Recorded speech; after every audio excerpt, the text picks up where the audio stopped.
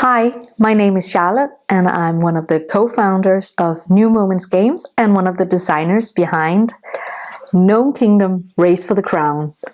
In this video I'm gonna explain the rules of the game. So yeah, let's take a look. So here you can see I've set up the game for a 2-player game. And in GNOME Kingdom Race for the Crown, players take on the role of one of the 5 gnome clan leaders who is competing in a race through the enchanted forest, trying to find the hidden crown, collect the most valuable skills, and become the new king or queen of the Gnome Kingdom. So at first you'll make sure every player gets a player board, and you'll set up the start tile and create the tile pile here, and then this is the general supply with resource tokens and dice. Then you'll create a display of 5 skill cards, and then lastly make sure that you have the reference mat ready. So that's the setup. During the game, players will try to solve tasks they meet during the race. You build the board as you go along using the forest tiles, and on each tile you will face a task you need to solve using dice. For instance, on this one you can see you need 2 dice to solve this task, and they have to be either 4, 5 or 6s, or a combination of some of those. So everyone starts out on the start tile here. And the first task, you need to roll a 1, 2 or 3 in order to advance in the race. When you solve tasks, you need to use the dice in the dice pool, and you'll take a look at the reference mat over here in order to see how many dice are in the dice pool. At the beginning of the game, the dice pool consists of 2 dice, and later in the game you will increase the dice pool when you draw forest tiles with a special symbol on it. So let's pretend that green player is the first player. They will roll 2 dice because the dice pool will start out with 2 dice, and see if they can solve the task. In this case, let's say they rolled a blue 2 and a purple 5. So they solved the task with the blue 2 die because they needed a 1, 2 or a 3. So the green player solved the task and gets to advance in the race. Before choosing which path to move up through, they get to keep a die from their roll. The die has to be one they use to solve the task with, and this represents a skill they've earned. So in this case, they can only choose the blue 2. They'll put it here on their player mat, and this is called their own supply. Now the green player can move up, and because there isn't any forest tiles yet, they'll draw one from the pile and place it. They can choose where to place it when both spaces are available. So the green player will move up and place their player character on one of the 3 free resource spaces. So for instance, let's say they'll place it here and take a pebble resource and save it on their player mat. This is now a part of their own supply. The last thing a player will do in their turn is to check to see if they can buy any skill cards from the display. On the skill card you'll see here, at the top you can see what the card costs to buy. In this case you need a die that is a 2 in any color and a die of your clan color. In the middle, in the crown, you'll see how many crown points or victory points the card is worth at the end. And then here in the bottom, at the bottom, you'll see a symbol for a special one-time use ability that the card will grant you. When you buy a card and you want to use this special one-time use ability, you'll flip the card over to indicate that it's been used. You still get to keep the points. So yeah, in this case with the green player, they have a blue 2, but there isn't a skill card available that they can buy with just that die. So in this case, the green player won't buy any skill cards. They'll end their turn by taking the remaining dice from the dice pool here, and then passing it on to the next player, in this case the blue player. So let's say it's the blue player's turn. They'll take the purple die from the dice pool and then replenish up to 2 dice. Let's say they'll take a blue die and roll them. And let's pretend that they rolled a 6 and a 4. They are on the start pile, they need a 1, 2, or a 3, so in this case they didn't solve the task. But that's where the resources come in, because you can use the 5 different resources to manipulate the dice and solve the tasks. The 5 different resources are all the same for every player. However, your own type of resource is more powerful to you. So let's take a look at Sven's player mat here.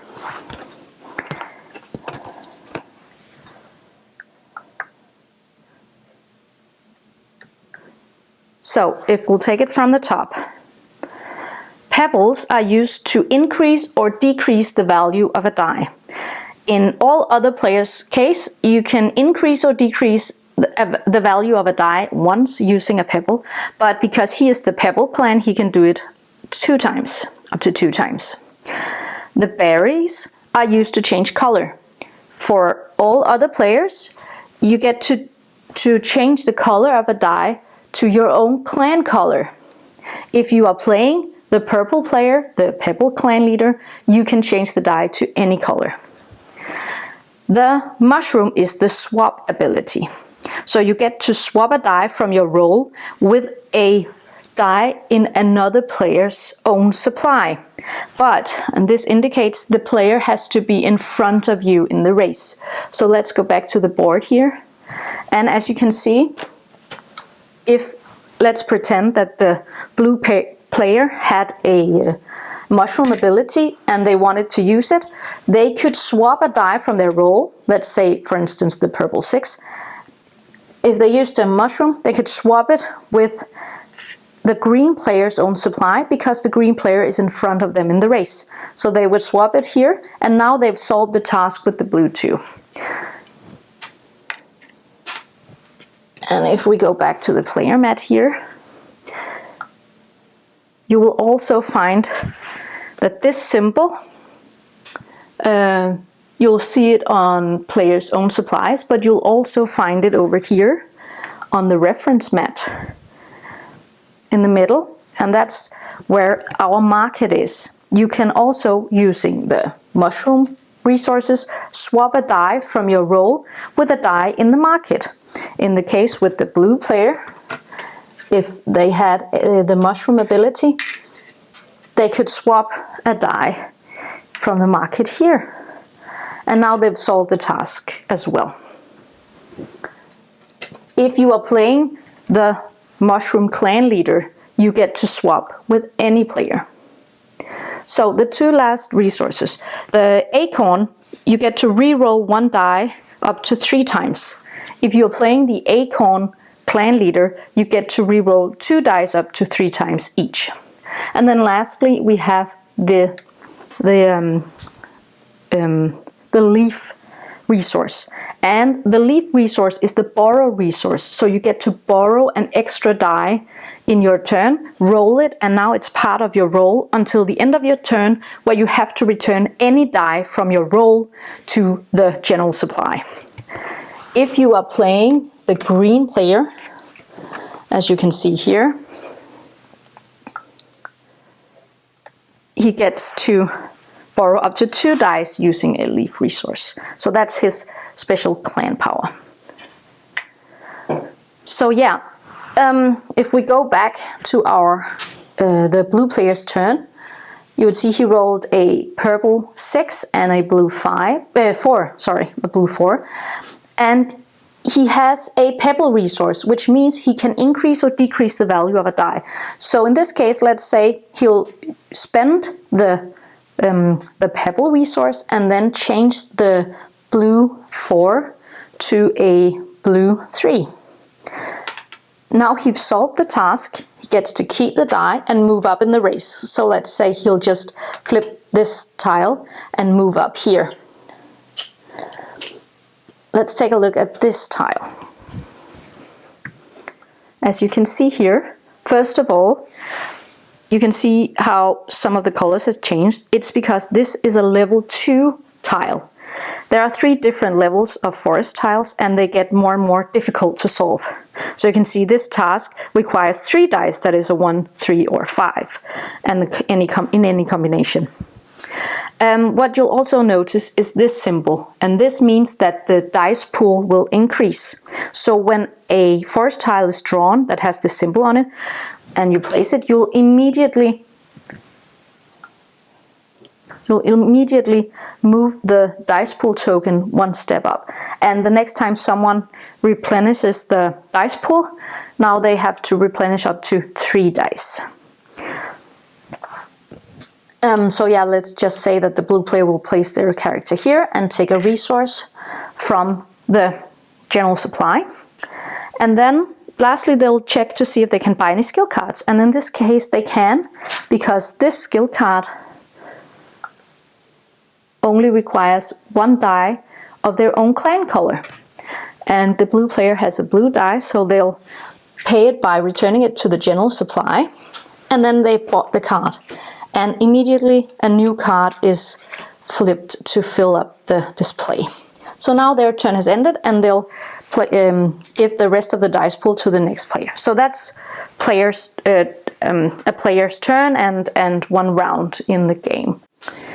If you don't solve the task, either by choice, because you can choose not to solve a task, or just by not having enough resources to solve the task, you get to search for resources instead, which means that you stay on your current level, you don't move up in the forest, and you don't get to keep a die this round, but you can search for resources. So you take 1 of each type of resource on your current forest tile. If you don't want to stay on the same forest tile and try for the same task next round, you can move to either of the sides, to an adjacent space. In this case, you could either move here where you know the task, or you can take a chance and move over here and draw a new tile and place it. Then you would take 1 of each of these of the resources on this space instead. This is this gives you the opportunity or the possibility of trying for another task next round. So yeah, you collect some extra resources and come back stronger next round. At some point in the game, someone will draw this crown tile. And as you can see, there is a bonus. You get to keep an extra die, and you get to take 2 resources from the general supply. When the crown tile has been drawn, endgame is triggered.